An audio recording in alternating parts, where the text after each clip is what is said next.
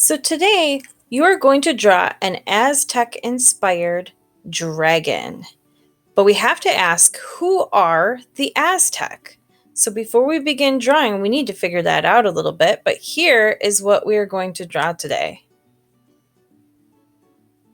It's a little bit tricky, but I think you can do it. I believe in you. All right, our next project is all about the Aztec people, and it's going to be a design that really came from them. So in order to understand why we're drawing what we're drawing, we have to understand a little bit about who the Aztec people are. So in a second, we're going to head over to Google Maps to find out where they live.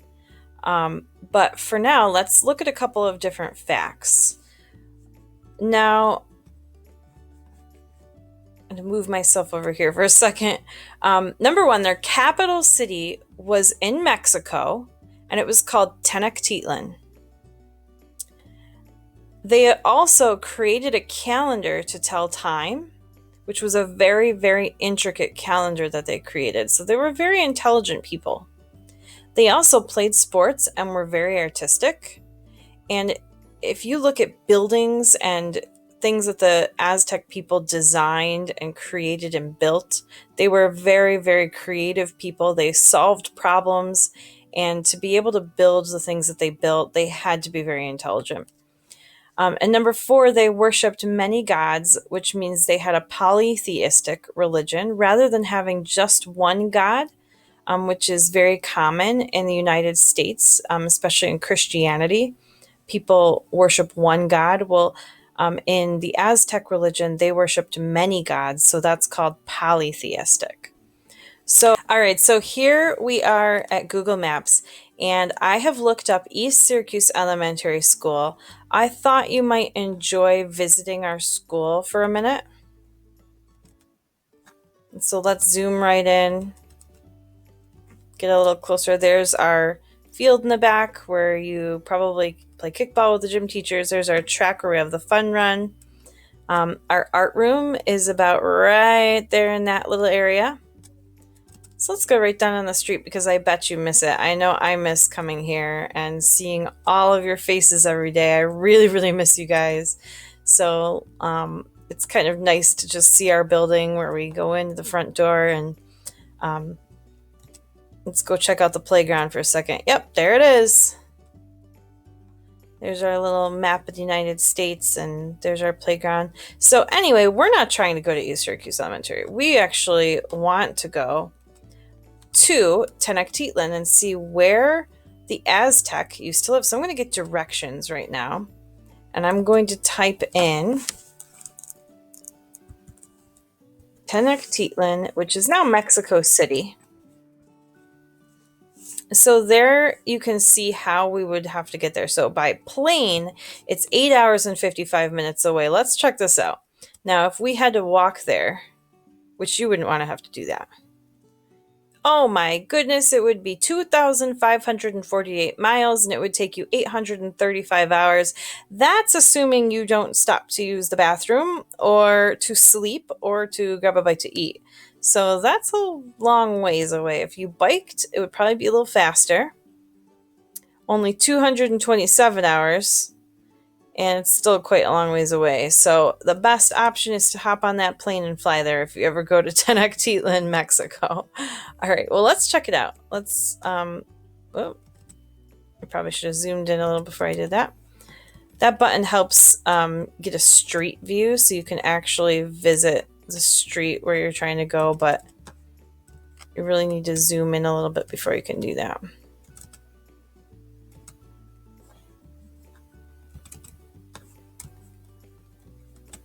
See what we can find here. Let's see if there's any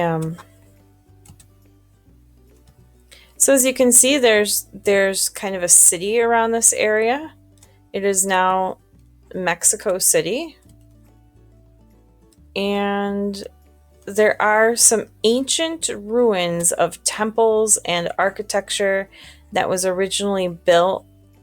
I can't quite find it here, so I'm going to head back to my slideshow. And I'm going to show you some pictures. of things from the Aztec people. So here is a structure built and carved, hand carved by the Aztec people. And do you see what the imagery is here? We have this serpent head, and then it slinks down and back up and around, and it is a very snake-like structure. And there's some very interesting designs on here. There's a lot of different shapes and some other imagery as well, some people and some other things happening. Well, this is dedicated to this particular god. Here's another snake-looking face with some almost feathers coming out of the neck. And that's because this god was believed to be part serpent and part bird. Here's another structure. You can see that some of it is in a little bit of ruins, but a lot of it is still intact and still looking really good. Now, originally, when the Aztecs would have created these buildings and these sculptures, they had very elaborate paints that they created by crushing up bugs and different plants. And there was a face paint that they used that would turn yellow, and it was actually created by crushing up different bugs. But they had paint, and they would have painted a lot of these things, so it would have been very colorful. And today, all that paint's gone because it's about 700 or 800 years old at this point. So a lot of the original way it would have looked isn't quite the way it was back then. But these buildings were sturdy. These were very well built. And it is amazing that they have lasted as long as they have and are in this good of shape. So I mentioned before that the Aztecs were polytheistic. They did believe in more than one god. And one of their most revered gods, the one that they really looked up to the most, was Quetzalcoatl. I know there's an L at the end, but when I looked up how to pronounce it, it's Quetzalcoatl. He was regarded as the god of the winds and rain and the creator of the world and mankind. So to them, this was the most important god, and it was part serpent and part bird is what they believed it to look like.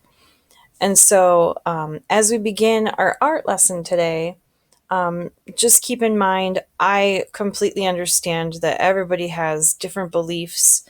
There's Christianity, there's Islam, and there's Judaism, and there are so many others that I'm not mentioning here right now. So you come to this lesson with your own belief in what you believe. And so today we are looking at this from an artistic point of view, seeing the types of imagery and art that the Aztec have created. And they have so many different carvings and imagery of Quetzalcoatl. So today we are going to make a drawing of the serpent. Now stick with me because it does get a little bit tricky. Those curves on his back, the way that they interlock with each other can be a little bit tricky. So if you need to pause the video at any point in order to erase or catch up, that's fine. I would recommend using a pencil as you draw. I will be using markers so that it'll show up on your screen a little bit easier, but you should probably use a pencil if you have one available so that you can erase. All right, let's get started. Okay, so have that pencil ready and your piece of paper. If you don't have a pencil, use whatever you've got. Marker, crayon. I'm going to use my marker.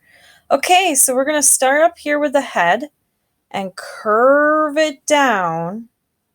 And when you curve back up, that line needs to touch the other line.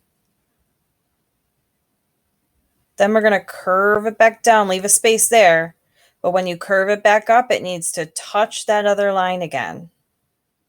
Curve it up, back down. Don't touch that one though.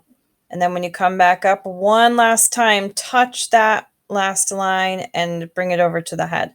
So you should have 3 loops here on the bottom and these the humps on the top. So now we're going to make the bottom side of the snake or dragon. So that was probably the trickiest part, that first part. So if you need to erase or go back or rewind, go ahead and do that. I'm going to bring my line back down. I'm just following my first line. But this time I'm going to touch down here at the bottom, bring it back up through the middle, loop it around, and then touch my line as I come back down. And bring it up, but don't close it up. Leave enough space there for your mouth. We're going to be adding our teeth and our mouth in there in just a minute.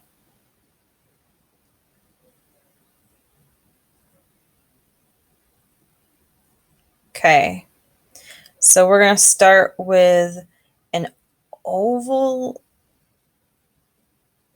It's kind of a U-shaped mouth.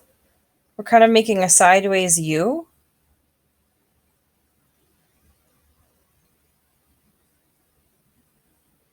And then we're going to close up the top. I like to put some dragon-looking horns on top of his head.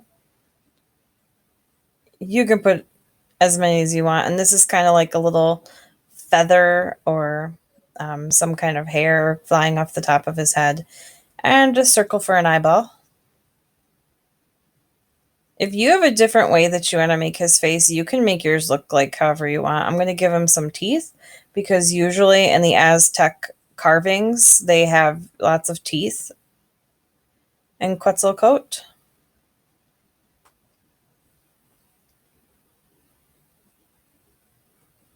And then we're going to make the same face or a similar face over on the other side. It's always hard for me to draw the same thing backwards, so I got to think about this. I'm making another U shape, another sideways U shape. So if you need to watch me do it first and then do it, that's probably smart. Again, if you want to make yours look a little different, maybe yours has a little bit different shaped mouth or different sized horns on the head or some extra scales or feathers, you can get as creative as you want with your own drawing. And we got to add his eye in, circle, and his teeth because he's not really ferocious looking until he's got his teeth. Okay, there's 2 last things I want to add to decorate him a little bit before we color.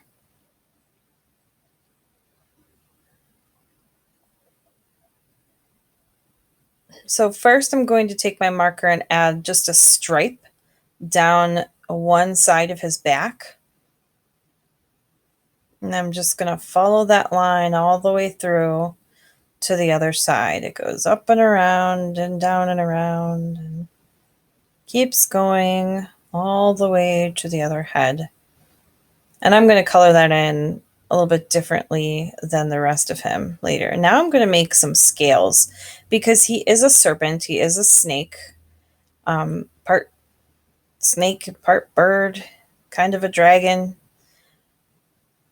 So I'm just going to put some circles or ovals for scales to make him look like he's got a scaly skin. You can add these wherever you want. I'm just going to add a few here and there. If you want to fill in the whole entire body with scales, you can, but you do not have to.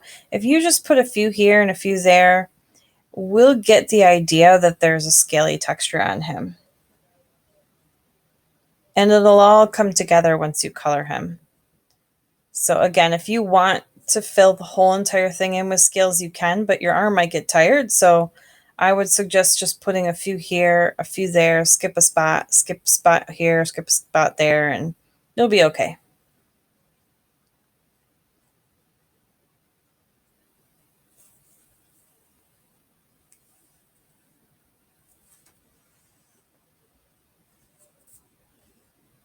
So the nice part about these videos is if you miss something or get behind, you can pause, you can rewind.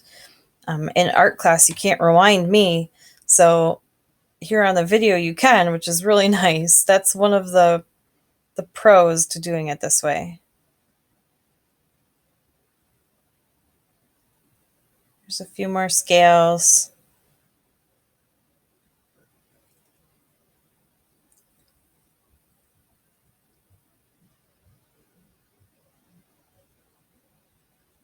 All right, so here I'm going to color. I'm starting with a lighter blue. You can use whatever colors you want, doesn't matter. Now, on his body, I'm going to do a value change. I'm going to do a really, really dark blue towards the top of where his stripe is. And then I'm going to not press so hard, and I'm going to make it lighter and lighter as I get to the bottom of his body. So I'm using the same color, but I'm just pressing harder and lighter to change the value. So the value is a lightness or darkness of a color. So I'm using a dark and a light value to really change that up. I'm going to do something a little bit different in the background too. I'm going to put some yellow, and then I'm going to go over the top of that yellow with an orangey color. And I just really want to give it a little bit of a glow. So since I'm at home just using crayons, I want to make it a little bit more interesting. You can layer crayons. You can do value with crayons. Have some fun with it and play around. And then we have our finished piece. So I hope that you enjoyed this lesson. I hope that you enjoyed making it. I want you to head over to Flipgrid now and make me a video so that I can see your finished art. And I want you to tell me one thing you learned about Aztecs during this lesson. Have a great day, everybody.